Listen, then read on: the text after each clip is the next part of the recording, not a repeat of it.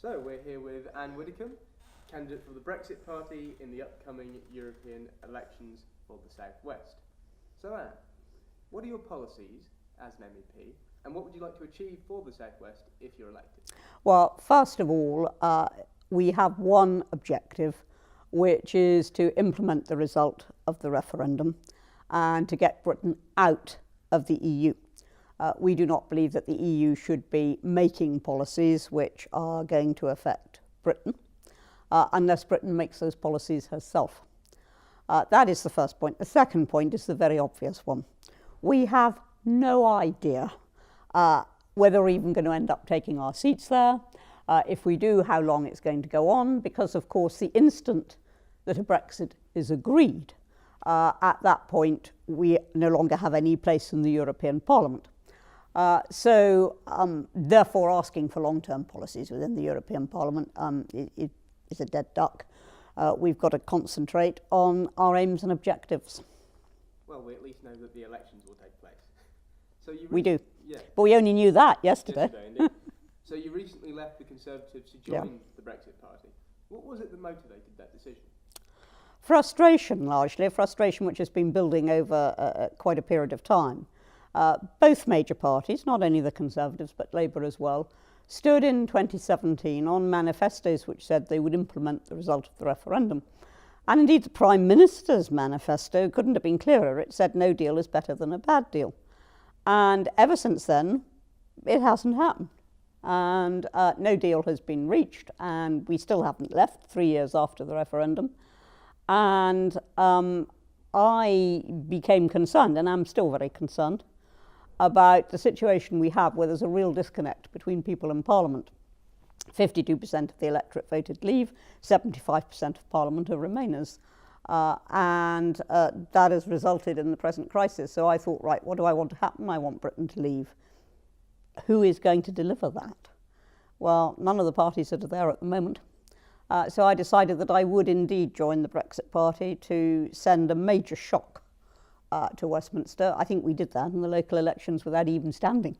But I think in the European elections we will really send a very strong message indeed.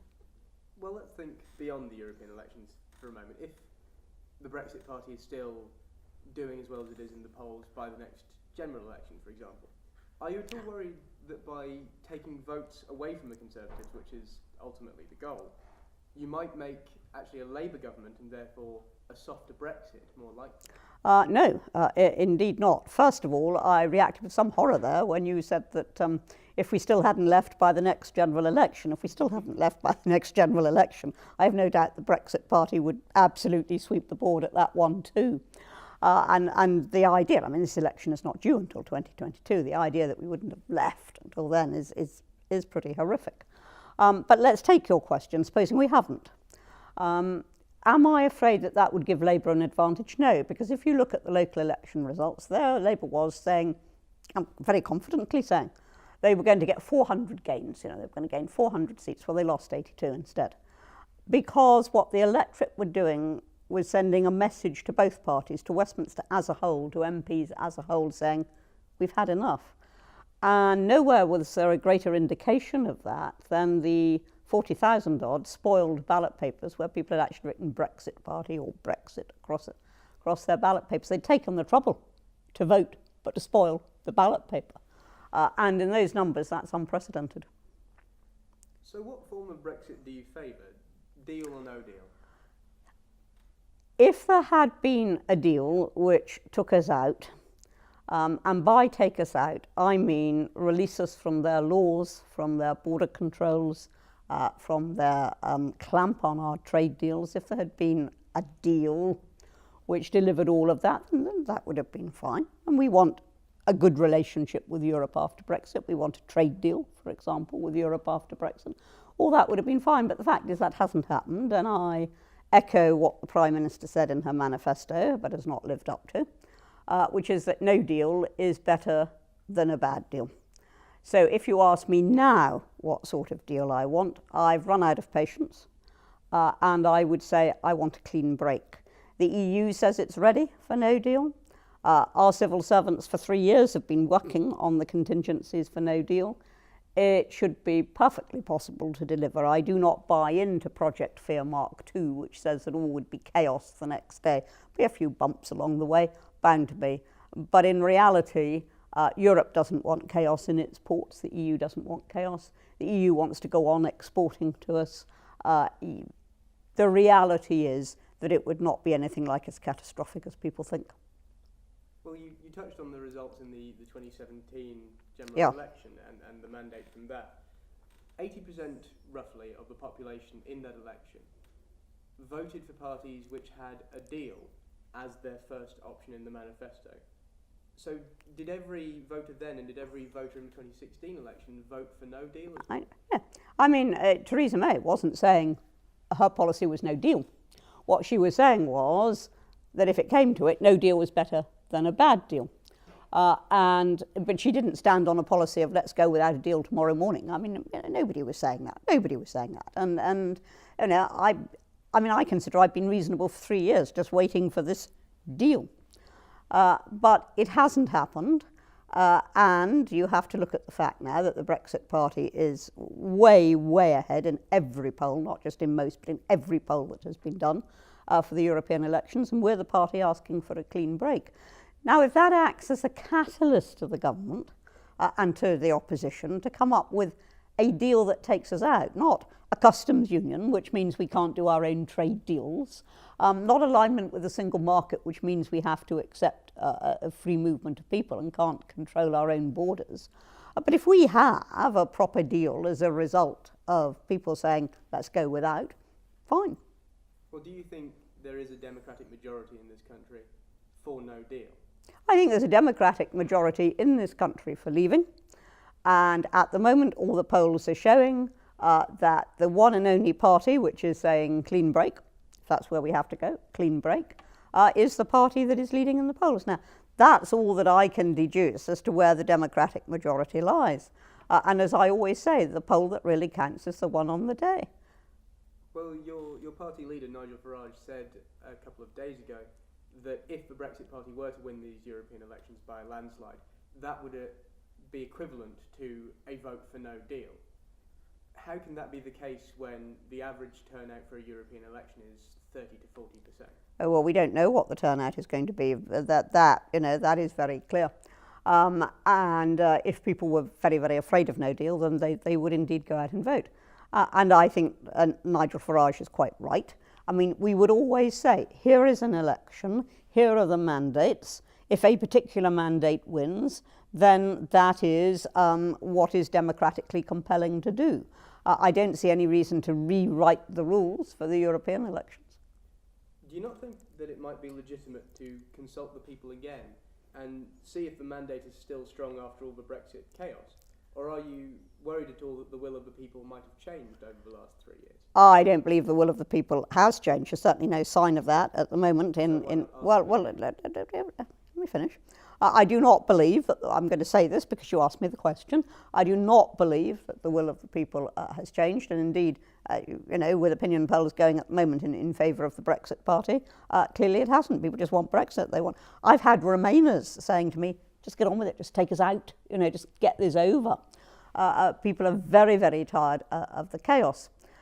Sorry, what was the major question? Do you think it's legitimate to consult them again after the whole process has happened? I have always despised a situation whereby a government gets the answer it didn't want and then asks the same question. It happened in Denmark. I vividly remember I lived through the Maastricht Treaty because we did it by parliament rather than plebiscite. But most countries actually did a referendum. And the Danes said no, they didn't want it. So their government just asked the same question again. The Irish have been asked the same question twice before in the past. And I don't believe that. I believe when you have a simple question, as we did, in out, when you have a simple question and you've got a majority and the nation has spoken, then it is your duty to deliver. Well, the Brexit Party, as you've just articulated there, rejects the sort of classical notion of a second referendum with the one with an option to remain. But since the deadlock in Parliament and seemingly the deadlock amongst the population of this country is how we leave and not necessarily whether we leave, what do you think of the prospect of going back to people again without an option to remain, but with a number of different deals on the table, this deal, no deal, a different deal? I do not think, first of all, that it is reasonable to ask the electorate to distinguish between different nuances in a particular type of deal. First of all, I just don't think that's reasonable. Secondly, as far as I'm concerned, as I've said before, my principle is we've had the answer. Now, the fact that there is a deadlock in Parliament is not the fault of the referendum or of what the people wanted. It's the fault of the politicians who don't want to deliver it. I mean, you've got MPs in Parliament who say perfectly openly, I mean, they don't deceive anybody, they say perfectly openly they want to remain. They want this chaos to continue because that way we stay. The EU want us to remain. Juncker said, just tell us what you want and we'll do it. Well, we did. We said we'll have the deal, but with legally binding assurances that we can get out of the backstop as and when we want to, not that we're going to be kept in there and therefore in a customs union forever. Did he give that to us? No, he didn't. The EU don't want us to leave. And in the end, we have to say, we have to be proud and independent as a country. And we have to say, we voted to leave, we are leaving. That is the very simple message of the Brexit Party. We are leaving. Yes, but the question was not whether we leave at all. People have, as you say, the result is already in. People have said we should leave. But there's no denying there's a great deal of debate and a great deal of polarisation around how that's done. Now, we made it very clear during the referendum that we wanted an outcome in which we controlled our own laws, controlled our own trade deals, controlled our own borders, and were governed by our own democratically elected government. That was what we wanted. And that is what the overwhelming majority of people with one, maybe with an emphasis on one rather than the others, or on all four, whatever it might be, that is what people were voting for. That's what was put forward. So I don't accept that giving up on those and saying, well, we'll leave in name only and we'll have some sort of Norway-type option whereby we have to accept whatever Europe says but actually have no say in that process. That is the worst of all possible worlds, and that is not leaving in anything but name. And the question on the ballot paper was, do we stay or leave in anything but name? It wasn't that. The question on the ballot paper was, stay or go. And Widdecombe, thank you very much. Thank you.